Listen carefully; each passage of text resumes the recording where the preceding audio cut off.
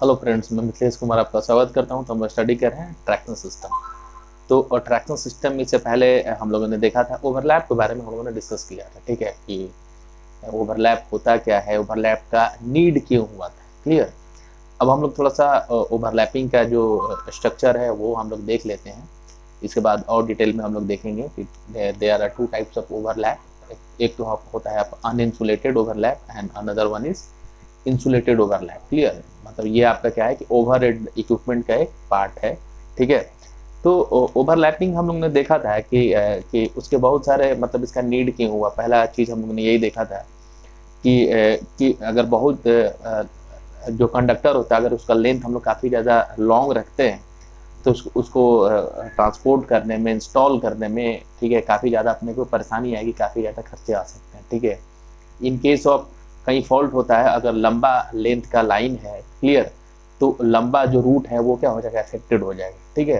तो इसलिए हम लोग क्या करते हैं, इन सब सारी चीज़ों से बचने के लिए हम लोग क्या करते हैं कि उसको जो आपका कंडक्टर का लेंथ रहता है ना, उसको हम लोग शॉर्ट रखते हैं। ठीक है। लगभग 1.5 किलोमीटर या 1.6 किलोमीटर जो स्टैंडर्ड हम लोग लेके चलते हैं। ठीक है। और देन हम लोग क्या करते हैं कि उसको आपस में कनेक्ट करते हुए हम लोग उसको जो है जो भी अपना ट्रैक है उसको इलेक्ट्रीफाइड करते हैं। तो ओवरलैपिंग की मदद से हम लोग क्या कर सकते थे, कल ही हम लोगों ने समझा था कि जो आपका फॉल्टी सेक्शन है, ठीक है, तो वही कुछ ही दूर का जो सेक्शन है वो आपका क्या रहेगा, आइसोलेटेड रहेगा। बाकी जो आपका रूट है उस पर हम लोग इजीली सप्लाई दे सकते हैं और ट्रेन को दौड़ा सकते हैं। ठीक है।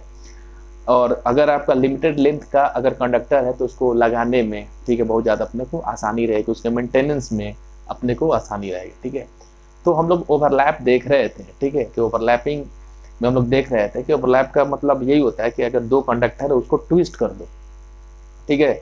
अगर हम लोग ट्विस्ट कर देते हैं, ठीक है, तो आपस में दो कंडक्टर तो जुड़ जाता है, लेकिन क्या ये ओवरहेड के लिए सही है? अगर हम लोग ऐसा घरों में करते हैं कि दो तार को लेके आपस में ज्वाइंट करके उसके ऊपर टेपिंग कर देते हैं। ठीक है। लेकिन टेपिंग कर देते हैं और वो हमारे लिए चल भी जाता है, क्योंकि हम एक बार टेपिंग करने के बाद उसमें किसी भी तरीके का हम लोग खींचातानी नहीं करते हैं। लेकिन इसके जस्ट अपोजिट जो आपका ओवरहेड कंडक्टर होता है, ठीक है, उससे आपका पेंटोग्राफ टच होता है। ठीक है। तो उसके चलते क्या होता है कि उसमें इस तरीके का खिंचाव हो सकता है। तो ये संभव नहीं है। या जहाँ पे गांठ पड़ा हुआ है, ठीक है, तो पेंटोग्राफ में फंस जाएगा, पेंटोग्राफ आपका टूट जाएगा, आपका कंडक्टर भी ब्रेक हो सकता है। ठीक। तो इन्हीं सब चीज़ों के लिए हम लोग क्या करते हैं, ओवरलैप बनाते हैं। ठीक है। ओवरलैप, ठीक है, मतलब दो दो कंडक्टर के बीच में हम लोग क्या करते हैं कि इलेक्ट्रिकल कनेक्टिविटी हम लोग देते हैं। ठीक है। मतलब दो आपका कंडक्टर है इस तरीके से, ठीक है, और इसी को अपन क्या करते हैं, इलेक्ट्रिकली आपस में ज्वाइंट करते हैं। ठीक है। With the help of jumper, आपका with the help of interrupter, ठीक है, स्विच, आइसोलेटर, किसी की मदद से। ठीक है। तो इसी को हम लोग बोलते हैं ओवरलैप। ठीक है। तो मतलब एक तरीके का हम लोग इलेक्ट्रिकल कनेक्शन एस्टेब्लिश करते हैं ओवरलैपिंग में। ठीक है। हम लोग ऐसे इसलिए करते हैं कि मान लीजिए कि जब दो दो वायर है आपस में, जहाँ पे एक वायर मान लो 1.5 किलोमीटर का है, ठीक है, तो 1.5 किलोमीटर बाद वो खत्म हो जाएगा तो वहां से दूसरा वायर चलेगा। ठीक है। तो दोनों को आपस में हम लोग क्या करेंगे, कनेक्ट करेंगे। और इस तरीके से कनेक्ट करेंगे कि जब पेंटोग्राफ उस पोजीशन पे जाएगा, ठीक है, अगर उसको आपस में ट्विस्ट कर दिया जाए, ठीक है, तो वो क्या होगा, मोड़ दिया जाए तो वहां पे पेंटोग्राफ फंस जाएगा। ठीक है। तो हम लोग क्या करते हैं कि उस लोकेशन पर हम लोग क्या करते हैं कि पेंटोग्राफ को एक मतलब एक कंडक्टर से दूसरे कंडक्टर पर हम लोग क्या करते हैं, शिफ्ट करते हैं। ठीक है। शिफ्ट करते हैं ताकि स्मूथली आपका जो आपका पेंटोग्राफ है वो कंडक्टर को टच करता हुआ, जो कॉन्टैक्ट वायर है उसको टच करता हुआ उसको आगे की तरफ निकल जाए, वो फंसे नहीं उसमें। ठीक है। तो देन इसीलिए हम लोग ओवरलैप यूज करते हैं। There are two types of overlap, one is uninsulated या नॉन इंसुलेटेड बोलते हैं, और अनदर वन इज आपका बोलते हैं उसको इंसुलेटेड। ठीक है। तो देखिए यहाँ पे सिंपल सा अगर हम लोग ओवरलैप का डिफिनेशन पढ़ने का कोशिश करें तो ओवरलैप का एक सिंपल सा यहाँ पे डिफिनेशन है। It is defined as an arrangement where two set of contact wire run together parallel for a short distance without any mechanical or electrical connectivity, facilitating smooth movement of pantograph over it। ठीक है। कहने का मतलब ये है कि जो आपका ओवरलैप है ना, कि दो कॉन्टेक्ट वायर का सेट है जो एक दूसरे के पैरेलल में चलता है और उनके बीच में किसी भी तरीके का इलेक्ट्रिकली और मैकेनिकली किसी भी तरीके का कनेक्टिविटी नहीं रहता है, ठीक है। और हम लोग ऐसा इसलिए करते हैं ताकि जो आपका पेंटोग्राफ है, ठीक है, वो आपका स्मूथली आपका क्या हो गया, स्मूथली अपना जो कॉन्टेक्ट वायर है उसको टच करता हुआ आगे बढ़ जाए, ठीक है। फिर से देख लीजिए, overlap it is defined as an arrangement, ये एक तरीके का क्या है, अरेंजमेंट है, where two set of contact wire, ठीक है। यहाँ पे देखिए, यहाँ पे दो set of contact wire, two set of contact wire runs together, ठीक है। अब यहाँ पे देखिए, यहाँ पे दो तरीके का कॉन्टेक्ट वायर है, ठीक है, ब्लू वाला और रेड वाला, दो सेट हो गया, ठीक है, जो एक दूसरे के पैरेलल, दोनों एक दूसरे के क्या है, पैरेलल में है और क्या कर रहा है, रन कर रहा है शॉर्ट डिस्टेंस के लिए, ठीक है, for not for a high long distance, ठीक है, कि two set of contact wire एक दूसरे के पैरेलल में शॉर्ट डिस्टेंस में एक दूसरे के साथ क्या करेगा, रन करेगा विदाउट एनी मैकेनिकल और इलेक्ट्रिकल कनेक्टिविटी। अब इनके बीच में देखिए कि ना तो कोई इलेक्ट्रिकल कनेक्टिविटी है, ना तो मैकेनिकल कनेक्टिविटी, इनके बीच में कोई ऐसा कनेक्टिविटी नहीं है, ठीक है। Facilitating smooth movement of pantograph over it, ठीक है, मतलब हम लोग ऐसा इसलिए करते हैं ताकि जो आपका पेंटोग्राफ है ना वो आपका स्मूथली आपको क्या करे कि कंडक्टर को जो कॉन्टेक्ट वायर है उसको टच करता हुआ आभर आगे निकल जाए, ठीक है। तो देखिए यहाँ पे सिंपल, यहाँ पे हम लोग इस तरीके से आगे जब हम लोग कैटेनरी कंस्ट्रक्शन पढ़ेंगे तो और आपका समझ में आएगा। तो कुछ इस तरीके का हम लोगों ने अरेंजमेंट बना रखा है, ठीक है। और यहाँ पे हम लोगों ने 3 स्पैन डिजाइन कर रखा है, ठीक है। पहला स्पैन A to C, इसको स्पान 1 बोलेंगे, ठीक है। C to D स्पान जो इसको 2 बोलेंगे एंड D to F इसको हम बोलेंगे स्पान 3, ठीक है। और यहाँ पे देखिए, यहाँ पे एक तरीके का कॉन्टेक्ट वायर है, ठीक है, वो क्या हो रहा है कि इस कॉन्टेक्ट वायर के बिल्कुल पैरेलल में आपका रन कर रहा है, ठीक है, रन कर रहा है, ठीक है। और यहाँ पे देखिए कि यहाँ तक तो रेड लाइन है और देन यहाँ के बाद ये जो लाइन हो जा रही है ब्लू हो जा रही है, ठीक है। यहाँ तक तो ये जो कॉन्टेक्ट वायर है वो रेड है, ठीक है, और देन यहाँ के बाद ये जो लाइन है वो ब्लू हो जा रही है, ठीक है। तो देखिए यहाँ पे, तो अपने क्या करना है कि अगर यहाँ पे जो मेरा, अगर इसकी हम लोग बात करें तो यहाँ जो मेरा लोकोमोटिव है, ठीक है, ये मेरा लोकोमोटिव है, इसको टच करते हुआ यहाँ पे यहाँ तक आएगा, ठीक है, यहाँ तक आएगा। और यही एक ऐसा पॉइंट होता है जहाँ पे पेंटोग्राफ शिफ्ट करेगा रेड लाइन से ब्लू लाइन पे, ठीक है। आप देखें यहाँ पे, ये मेरा लोकोमोटिव है, ये मेरा पेंटोग्राफ इस कॉन्टेक्ट वायर को टच कर रहा है, ठीक है। और ये इस पॉइंट पे आके अगर हम लोग इसकी बात करें, ठीक है, तो यहीं पे अपना क्या कर, हम पेंटोग्राफ अपना शिफ्ट करेगा रेड लाइन से ब्लू लाइन पे शिफ्ट कर जाएगा, फिर अपना आगे की तरफ बढ़ जाएगा, ठीक है। तो यहीं पे हम लोग क्या करते हैं, इस तरीके से ओवरलैप डिजाइन करते हैं, ठीक है। और पेंटोग्राफ को हम लोग कि एक कॉन्टेक्ट वायर से दूसरे कॉन्टेक्ट वायर को हम लोग शिफ्ट करते हैं, ठीक है।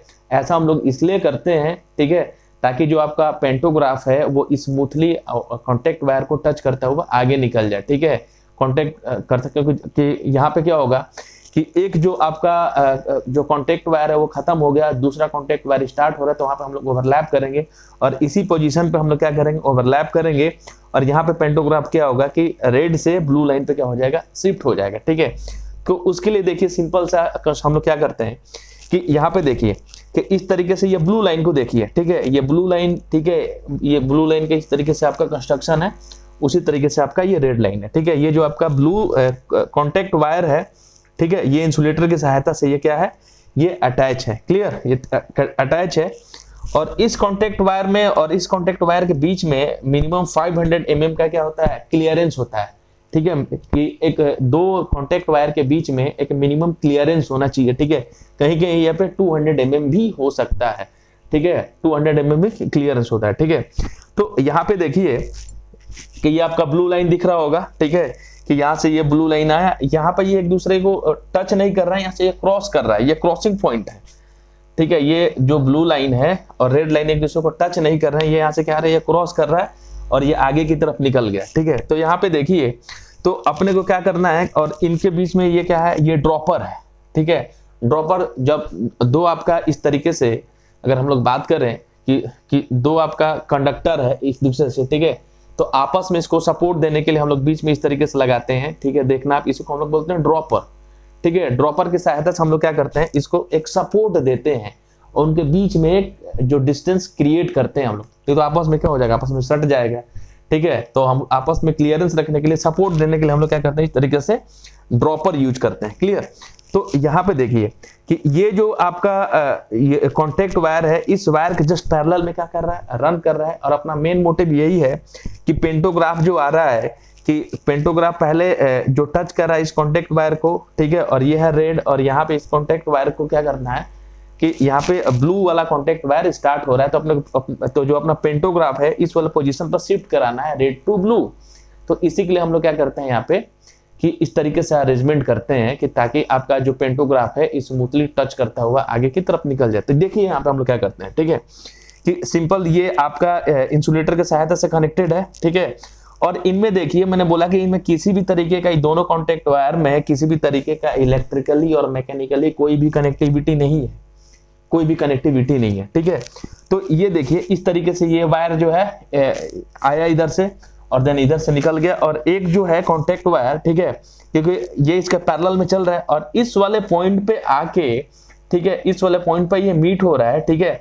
और देन हम लोग क्या कर रहे हैं कि जंपर की सहायता से, ठीक है, जंपर क्या होता है, ठीक है, जंपर क्या होता है, मान लीजिए कि ये दो कंडक्टर है, ठीक है, इनके दो कंडक्टर है, इसको आपस में अगर कनेक्ट करना हो, अगर इसमें इलेक्ट्रिसिटी को फ्लो कराना हो, तो बीच में हम लोग क्या करते हैं, जंपर यूज करते हैं, जंपर, ठीक है, जंपर, ठीक है, कि जैसे ही हम लोग कहते हैं एक दूसरे के ब्रिज की तरह काम करेगा, ये दोनों को क्या करेगा, कनेक्ट कर देगा, ठीक है।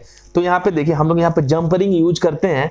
With the help of jumpering हम लोगों ने क्या किया कि पहले इनमें किसी भी तरीके का कनेक्टिविटी नहीं था, हम लोग जंपरिंग करके हम लोग क्या कर रहे हैं कि जो आपका ब्लू वाला लाइन है, ठीक है, ब्लू वाला लाइन में हम लोग क्या कर रहे हैं कि यहाँ पे जंपरिंग करके इलेक्ट्रिकल कनेक्टिविटी एस्टेब्लिश करेंगे, ठीक है। देन क्या होगा कि ये जो ब्लू लाइन में क्या होगा कि इलेक्ट्रिकल कनेक्टिविटी चालू हो जाएगा, देन यही इसी पॉइंट पे आपका क्या हो जाएगा कि जो आपका पेंटोग्राफ है इस रेड लाइन से ब्लू लाइन पे क्या हो जाएगा, वो शिफ्ट हो जाएगा, ठीक है।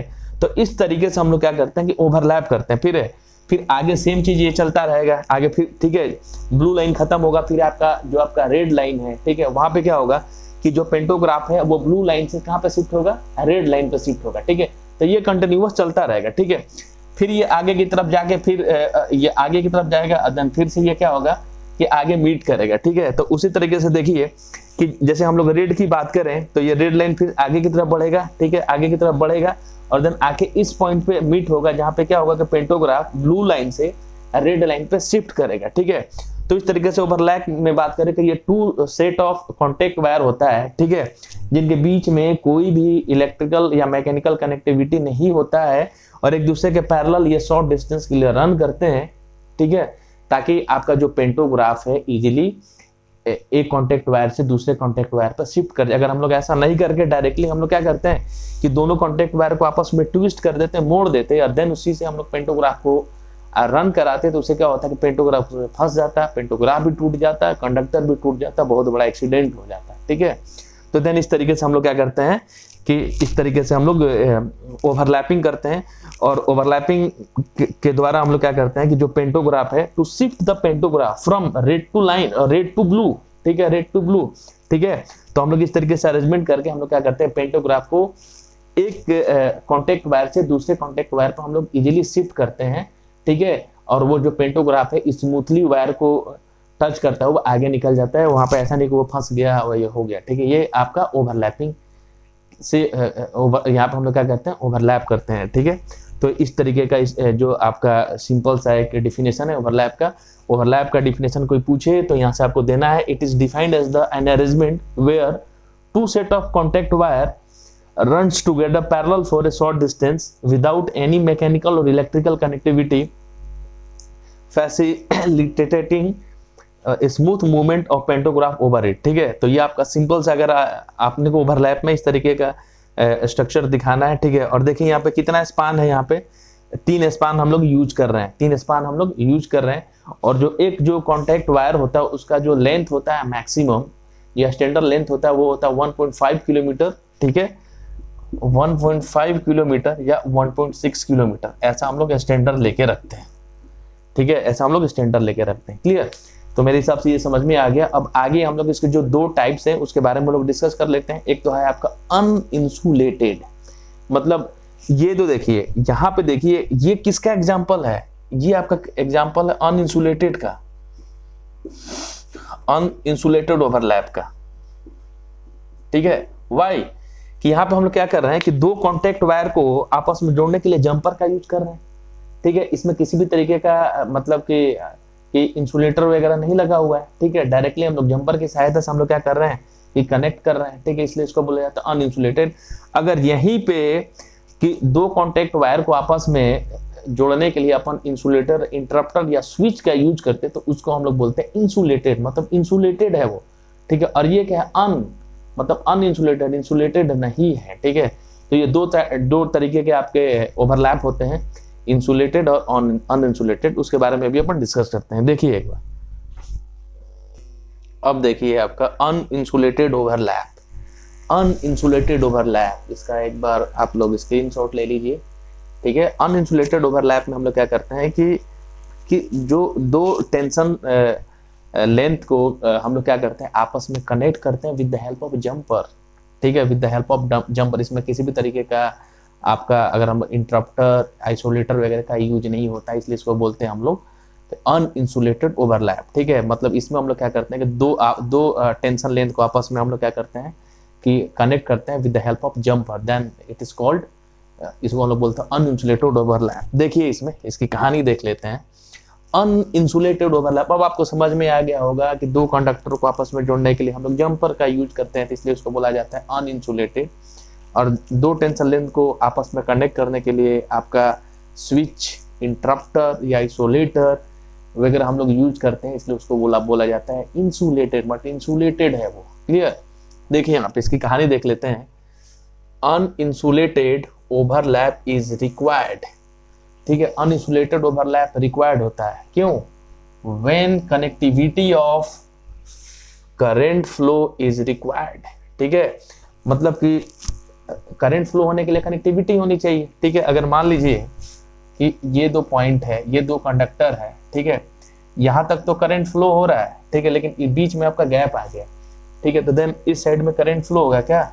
इस साइड में करंट फ्लो नहीं होगा। करंट फ्लो, इनको आपस में करंट फ्लो कराने के लिए आपस में कनेक्ट करना पड़ेगा। इनको आपस में क्या करना, करंट कनेक्ट करना पड़ेगा, तभी आपका क्या होगा, करंट आगे की तरफ फ्लो करेगा। तो उसी चीज के बारे में लिख दिया गया, uninsulated overlap is required when uninsulated overlap is required when continuity of current flow is required between two conductor, मतलब पहला कंडक्टर और दूसरा कंडक्टर, इसमें जो करंट फ्लो का कंटिन्यूटी रिक्वायर्ड होता है between two conductor whose length is limited due to design consideration। ठीक है, तो मान लीजिए कि एक तो आपका ये कंडक्टर हो गया, दूसरा कंडक्टर ये हो गया। ठीक है, लेकिन डिजाइन कंसिडरेशन को हम लोग ध्यान में रखते हुए इसका लेंथ को लिमिटेड रखते हैं। ठीक है, तो ये कितना होगा 1.5 किलोमीटर और ये भी कितना होगा 1.5 किलोमीटर। ठीक है, या 1.6 किलोमीटर। क्लियर, तो देन कि ये जो लेंथ हो गया 1.5 किलोमीटर और ये जो लेंथ हो गया 1.5 किलोमीटर। ठीक है, तो देन आपस में इनको जब तक हम लोग कनेक्ट नहीं करेंगे तब तक करंट का कंटिन्यूटी कैसे होगा? ठीक है, तब तक करंट का कंटिन्यूटी कैसे, 1.5 किलोमीटर के बाद ये तो खत्म हो गया कंडक्टर, अब दूसरा कंडक्टर भी स्टार्ट होगा। ठीक है, और 1000 किलोमीटर का लाइन है तो हर एक 1.5 किलोमीटर के बाद वायर आपका कंडक्टर खत्म हो जाएगा, तो हर एक 1.5 किलोमीटर के बाद आपस में दोनों को कनेक्ट करना पड़ेगा। ठीक है, और देन इसी कनेक्ट करके अपन क्या करते हैं कि करंट का कंटिन्यूअस फ्लो कराते हैं। ठीक है, फिर यहाँ पे भी एक हो सकता है 1.5 किलोमीटर का। ठीक है, तो इनको आपस में कनेक्ट करने के लिए ओवरलैप का रिक्वायरमेंट होता है, और अनइंसुलेटेड ओवरलैप में इनको आपस में कनेक्ट करने के लिए हम जंपरिंग करते हैं। ठीक है, with the help of jumper आपस में कनेक्ट करते हैं, तभी तो करंट फ्लो होगा। ठीक है, अगर हम लोग कंडक्टर 1, 2 एंड 3 जब हम लोग इसको जैसे ही कनेक्ट किया, कंडक्टर 1 से आपको फ्लो होने लगा कंडक्टर 2 की तरफ, जब इसको कनेक्ट किया तो कंडक्टर 2 से कंडक्टर 3 की ओर, एंड सो ऑन, ऐसे ही आपका फ्लो होते चला जाएगा। ठीक है, चला जाएगा। आगे देखिए,